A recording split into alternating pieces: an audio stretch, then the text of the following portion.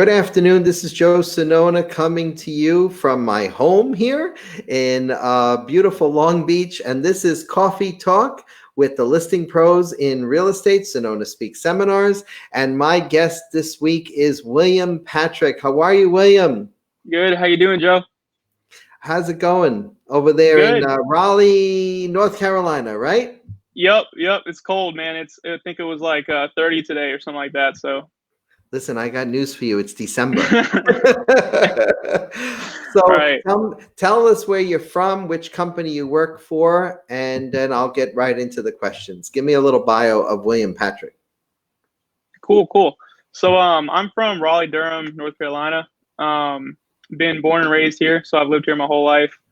I'm with eXp Realty, joined in June, and yeah, that's pretty much it. I graduated from college about a year and a half ago. Got into real estate and joined eXp and love it. So people are going to wonder why you're on the show as opposed to somebody who's got more experience. And I got to tell you, ladies and gentlemen, William Patrick is killing it right now in listings. And what makes him a listing pro, we'll get into that as we go further into the show. But let me ask you the first question I ask all my guests, and that is, what is your secret sauce to listing? I mean, I don't know if it's a secret sauce. I just I put in the work. What'd you say? You put in the work? Yep. I just make a ton of cold calls. Do a lot of following up and just make sure I stay on top of everything. So, but I think if I had to say a secret sauce, it would be just making those calls. So what happens on those calls? Why is it so important for someone to make phone calls? I mean, we're limited here in New York, but I guess in North Carolina, you have a different governor. He's smarter than the New York governor. I guess so. So tell me, what makes it so different? Like some people, they put out mailers, they advertise on billboards, but you're making phone calls. And what makes it so different? Why is that such a important factor in listing property? Well, I think it just skips ahead to what you're trying to get to when you put up a billboard or any other type of advertisement. You're trying to get somebody to call you, right? Right. So if you just call them first, then there you go. You've already beaten that step. So, having that voice-to-voice conversation and figuring out what people want and just learning how you can help them is like, the most helpful thing you can possibly do. So. And how are they responding to you with that? Because are you like a telemarketer? Because a lot of people who pick up a phone, I would, drop the phone, but I guess you have some sort of secret sauce to get them to either list with you or continue the conversation. Right. Well, I don't really call them with an approach to sell anything to them. I don't call them with an approach to list their property. I just call them, ask how they're doing. And, usually it'll be a circle prospect. So I'll be calling around a listing or something like that. And just see if I can help them. I don't try and push them to sell at all. If they're interested in selling, then sure, I'll help them sell. But, if they're not, then I just ask if they have a realtor and then just try to keep in touch with them. So, there's really no sales there. It doesn't really come across as a salesy call. It's just more friendly. And I try to make sure everybody that I talk to, I leave a good effect on them, because I'm not trying to ruin anybody's day because nobody likes telemarketers. That's right. Yeah. Especially here in New York. That's why we have this order from our governor. Right. And he just extended it again today. This is like the 4th or the 5th extension. So, yep. He's chopping the legs off of all of our realtors. So, it doesn't make sense. No, it doesn't make sense because I keep getting solar panel phone calls and medical calls and all types of calls. And I'm just sitting here going, all right, scratching my head. What is wrong with this picture? Yeah. But this program is about you. And I want to ask you, do you use any special marketing techniques in your listings once you get them? Oh, well, first of all, let's go back to the about the circle prospecting. Well, once you talk to them, obviously you're getting appointments to come and take a look at their houses, right? How is that going? It's going well. So basically, how I initially got my first listing was calling old expired listings. I would go back all the way to 2017. I think my first listing that I got actually expired in 2019, so last year. But when you call an old expired listing, there's obviously, or at one point there was some motivation, and they were willing to work with a realtor already. So that's kind of how I wanted to get the ball rolling. And what I did after that was I would circle prospect around the expired listings. How many phone calls have you made? I want to get to that. I know how many, but I want the audience to hear this, especially the agents that look at this program. I want them to get some inspiration here. So tell them, how many calls do you actually make in a given, you want to say week or day? Let's start with the day. Well, it ranges so much. When I first started, I would do a solid 400 at least a day. Because I had nothing else to do, and I kind of went at this full time right away. Right now, I'd say on average, it's probably about 200 a day on average, just because I have a lot more work to do. But I've made about 30,000 calls at this point, and since you started real estate. Yeah, since June, yeah. Since June, you've made 30,000 phone calls.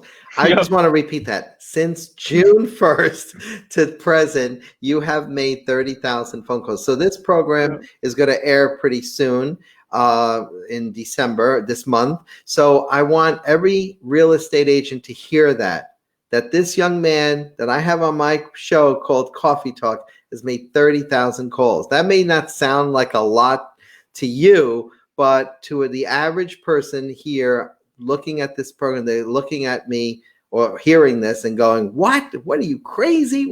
So tell me, what do you use to call these people? Do you have a special technology? Yeah, I use RedX. It has a dialer. I don't use a double dialer or a triple dialer. I haven't gotten into that yet. The reason why I don't use first I'll tell you what a dialer is, just for people watching. A dialer is just it automatically dials all the phone numbers. So you pull a list. Let's say the list has 300 different people on it. Each person will have 2 or 3 different phone numbers, and the dialer just goes through them. You don't really have to do anything unless you're dropping a voicemail or talking to somebody. So you just let it dial. I like using the single dialer because when I'm making calls, I'm always doing something else at the same time. I think that's why I can make so many calls and not get bored of it. I'm either doing some work, I'm watching a podcast, or I'm playing some video games. Like literally, I just do anything I feel like doing. So it doesn't feel like I'm working, and that's why I'm always so confused. Well, when do you start your day? Like when do you start circle prospecting with people? About 9. I usually start around 9. I mean, sometimes 10. As long as I get about 2 or 3 hours in a day, that's usually enough. So it's not really about. See, when I first started, I tried to just pound at it because I didn't have anything else to do. But the key is really just to stay consistent. Like you don't have to make 500 calls a day. As long as you're making about 200 a day or so, I mean, you keep that up over, months at a time, and just don't miss a single day. And I mean, it'll total up. I mean, I think if you average out the numbers, 30,000 up to this point since June, it only averages out to about 200 and something calls a day.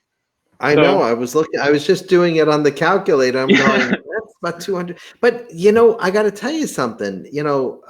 The average new agent in real estate doesn't do maybe 5 or 10 calls a day. When we could make phone calls here in New York, I do a lot of research with new agents, and they don't call, and they think that the buying leads, for example, like I don't want to mention the companies, but buying leads from these companies is going to help them prospect or get to the successful rate that they're expecting, or that turnaround time that they want. So they got like 100 leads, and then they probably work with a good 5, and they're paying like $700 a month. How much money have you invested in that RedX program? Let's see, about $1,200 since I started. Okay. I think that's over like 6 months time. It's about $200 a month for what I subscribe for. Okay, and how many listings have you listed since you became a new agent? Like how many listing Since agreements have since I you had became an signed? agent, yeah, how many listing agreements have you signed? 13. There you go. So the if I was to do the lead gen that you buy somewhere versus circle prospecting, making phone calls, I would say that you're doing the best thing and the better thing, right? Yeah, I think so. I Mhm. mean, Yeah. when you're first starting in real estate, you don't really have a lot of money to throw around, unless you're coming from another job or something. But me, I'm fresh out of college. So, I mean, I'm broke. So, I can't really just be spending all this money buying all these leads and everything. You're So, not broke, William. You're smart. yeah. That's what you are. Yep. So Yep. let me ask you, that segues into my next question. So Mhm. what advice would you give a brand new agent, either coming out of college, getting into the business, around your age? Talk to the most people you possibly can, whether that be through cold calls, whether that be through door knocking, whether that be through working your database, meeting people in public. I mean, the more people you talk to, the more likely you are to get a listing or to do something because everybody has a house, right? So it's just really all about creating relationships and just not trying to push a sale on anybody and just real estate's going to come up no matter who you're talking to because they're going to ask what you do. And if you do real estate, Right, you mentioned that you do real estate. So right, yeah, my right. advice would just be to create as many relationships as you can. So you're getting a name for yourself there, would you say? Yeah, branding and all kinds of stuff. I wouldn't How recommend how are going you heavy how on are you social being media, but received by your colleagues in the business? You must be like the envy of all your colleagues. no, not You really. haven't experienced that yet, have you? I haven't really experienced any enviness or anything like that. I don't think I'm going too crazy or anything. So Right, um, right. I feel pretty humble right now. I'm nowhere even close to where I want to be. I mean, I want to close at least 100 deals a year. That's So good. That's good. Like yeah, someone else but we know that closes 100 yep. years. Yeah, that's true. So what advice would you give to someone like me who's been in the business for so long? If you could give that advice, what would you say to somebody who's been in the business older, 20 years, 30 years? I think it would be depending on the person. I think a lot of older realtors that I've seen that are more experienced have been in the business for a long time. They kind of just rely on what they have and they just work their database. And I don't think enough of them do active prospecting because, I see a lot of realtors that are, have been in the business for a while. And I feel like they could just do a lot more if they truly wanted to. I mean, just making 100 calls a day or something like that. If you're that experienced, then it shouldn't be hard to convert a lot of those leads. So, That's a lesson learned. You're right. yeah. But I find that older agents sometimes tend to, just float, like you say, on their database, and Hmm. they tend to just work off their referrals, and they become a little complacent, and Hmm. they forget, that these types of techniques are what are going to keep them fresh and Help them how would you build. say, yeah, and build a little bit more. Let's face Right. it, there's no retirement at the end of this line here. It's like a Supreme Court position where you would literally get carried out, Yeah. um, as an independent contractor.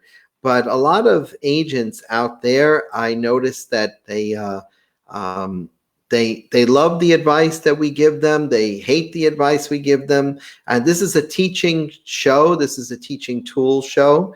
And guys like yourself are killing it, really, because not only because you're young and fresh and energetic to the business, but because you're coming up with those new techniques. So bravo to you. But would you say that you're getting a lot of pushback from a lot of people because of your age, or no? Not really. Um, I actually, now that you mention, I don't think I have gotten hardly. I mean, people have mentioned it, Like a What's your couple of response listings. to somebody when they say, "Oh, you're young. You're aren't you a little too young to be in the business?" Uh, I nobody's asked me specifically that question, but I mean, if they did, I would just tell them I've gotten all these listings, and I've put them all under contract, and I've sold more than half of them for over list price. I mean, so no, I'm not too young. Okay.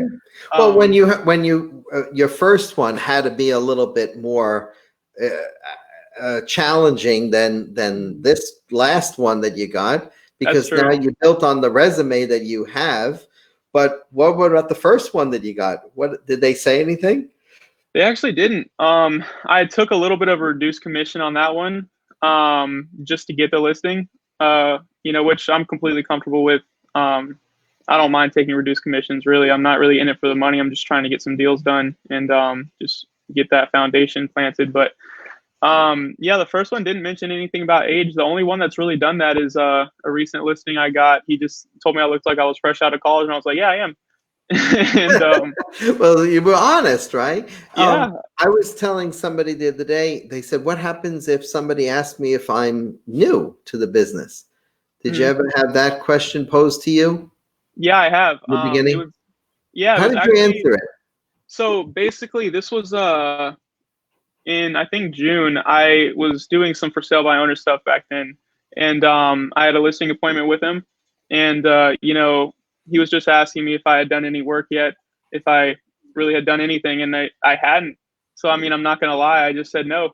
But I work really hard, and would you rather have an agent that has 20 other listings to worry about, or would you rather have me as your agent who's going to spend 8 hours a day trying to find a buyer for you?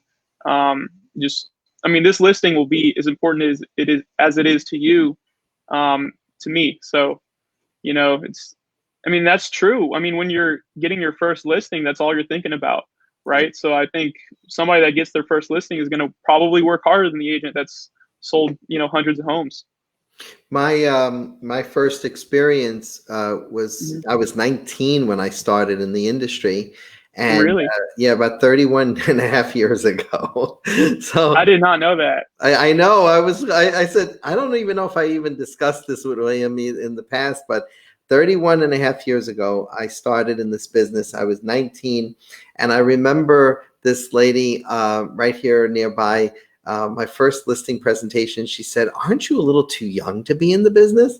So I had my glasses on at the time. These are my reading glasses, but I don't Yeah. wear them anymore. I don't wear regular glasses anymore. So I had my glasses for nearsightedness. I went like this. I went, "You see these glasses? There's a fresh pair of eyes behind these glasses, and that's who I represent." And Wow. I said, and that's the gusto that I have to sell your house. So I'm ready, willing, and able to go. If you're ready, willing, and able to sign on with me. Now, she didn't sign on with me. She was in sales, and she says, "That is the biggest crock of beep, beep that I've ever heard in my life." And she goes, "But you know what?" She goes, "You're going to make it." She told Yeah. me. Now, she never sold the house. She Mhm. never sold the house. She had her for sale by owner sign in the lawn. It was my Mhm. very first presentation. It was a complete, like, I mean, she ate me up and spit me out, you know? Oh But boy. she turned out to be the biggest referral source for me. That Really? I must have made, I don't know, there were 13, at least 13, 14 referrals of buyers and sellers she sent me. And she never Wow. sold her house. She would come in every year with a husband and put that for sale by owner sign into the ground. And she'd have her whole routine. And she wasn't selling until she got her full price. And as the market got better, she decided, you know what? Why am I selling this house? I'm just going to will it to my grandchildren. And that's what she ended up doing. Wow. And may she rest in peace. She was the best first lesson of my career. Yeah. And she taught me, don't BS. Don't BS with Mhm. people. Just tell them like it is. I appreciate what you just said, that you told people that you are new. And there's no shame in telling people that you're new. I think this also segues into another question, and that is that we live and breathe by our code of ethics, our fiduciary duties to our client. And I always ask this question of my guests on the show, that if you had to pick one attribute of your fiduciary duties, obedience, loyalty, disclosure, confidentiality, accountability, or reasonable care, which one would you, William Patrick, pick? If you had to pick one, I know they're all important, but if you had a choice of one, which one would you pick? I think loyalty has the most meaning behind it. I guess just because, it's your client. And if you truly are doing what you're saying that you're going to do, then loyalty, I think, is huge. You can't go behind their back and try and do what's best for you. You're truly trying to help somebody buy or sell one of the biggest purchases of their life. So loyalty is huge. I would go with loyalty. That's so awesome. That's awesome. Do you have anything else to add? What are you doing? What are you doing this holiday season? Oh, not much. Are you giving out gifts to your clients? Are you doing any pop buys? I know we're living in a COVID world right now, but are you doing anything special for them? Yeah. I'm keeping in touch with them. I'm going to give them a call. Wish them happy holidays and all that good stuff. I have I think 4 closings in December, so I'm going to get them all a closing gift, probably something Christmas related. Very nice. Yeah. So, not too much else though. I already follow up with all my clients anyway. So not much really changes in the holiday season for me. It's just, I guess, the Christmas thing is involved. Year in real estate, so you're probably going to end up circle prospecting on Christmas Day, if I know you. Yep. But no, you're doing great. You're doing all the best things. I wanted you on the show because you serve as an inspiration, first of all, to new agents coming on. This proves right here that a new agent, and we've had several new agents come on who had maybe 2 or 3 listings, and I consider them a listing pro because they're still cranking them out. One guy had over $5 or $6 million worth of business in the month of October alone. These are superstars in real estate, and I consider you one of the superstars in real estate. Thanks, every time I see your Instagram feed, I'm like, another one in contract. What is going on? And truth be told to the audience, William and I had a contest, a contest. What was it? In the month of September? October. And we each got 5 listings apiece, right? We tied. We actually tied. So I sent you a gift, and this stupid post office is I don't know where this package is. I sent it out twice, by the way. I want everybody to know right here on television. I call it television. Facebook is the new television. But I sent you 2 gifts and you still haven't received it, courtesy of the post office. Maybe you'll get it for Christmas. I hope you do. I just want to thank you for coming on to this show. I think you're going to go very far in your career, and if there's anything you want to add, I think you're on to something big. I could tell with these phone calls. Yeah, my end goal isn't to kind of finish as a real estate agent. What is it? My end goal is definitely to invest in a lot of property. Kind of using real estate as leverage for it. But, if I had to give any advice or any last words, it would just be to just make sure you're really doing, or define your why first. Why are you doing what you're doing? Find what it is that you want to do and make sure that you truly enjoy doing it, and just pour your all into it. We only have one life, right? It's not a practice life. So, it's just go hard or go home. For me, that's really important, just to make sure, you get everything you can out of this life. But the wheel goes around once. You're right. And a lot of agents don't get it. They don't get it. Some of them don't have a good work ethic. Some of them think this is, something we dabble in. I was teaching a class the other day, and it says, I think I want to try it. I'm like, what? WTF? I said to myself. I hate that word. I go, try it. Yeah. That's an insult to you, to me, to everybody who's working in this profession. And I told her, I said, I'm going to let you slide. I told her on that one because this is the first night of class, but I don't want you to just try it. I want you to do it. I Yep. want you to live and breathe real estate because this is such a great profession. This is such a wonderful. I mean, you're making it. I'm making it. We're all, so to speak. I'll use a young phrase. We're killing it. And why we're killing it is because we love what we do and we serve people. And this is a people business. And if it's not in your blood and you don't eat, breathe, and drink this business, then you shouldn't be doing this business. You're doing a disservice to people out there. And I don't have a shame in saying that to anybody who does one sale a year. They tried it, Yeah, So, I don't like the word. Get out of my business. Get out of my way.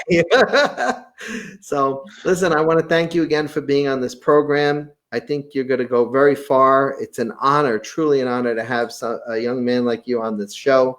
And I look forward to many, many referrals from New York to North Carolina with you. Back at you. I'll send some to New York. I Well, maybe don't not. think anybody's dying to go from North Carolina to New York, but especially with our state right now, the state, But hopefully it'll get better and we'll survive COVID-19, obviously, and the new year will be great for all of us. Have a wonderful new year to you and your family, and I look forward to your successful career in real estate. This is Joe Sonona, Sonona Speaks Seminars, and we've just interviewed the great William Patrick from North Carolina of eXp Realty, and this has been another edition of Coffee Talk, and we're going to end our program on Coffee Talk in a few weeks from now. We're celebrating actually our 1-year anniversary this year.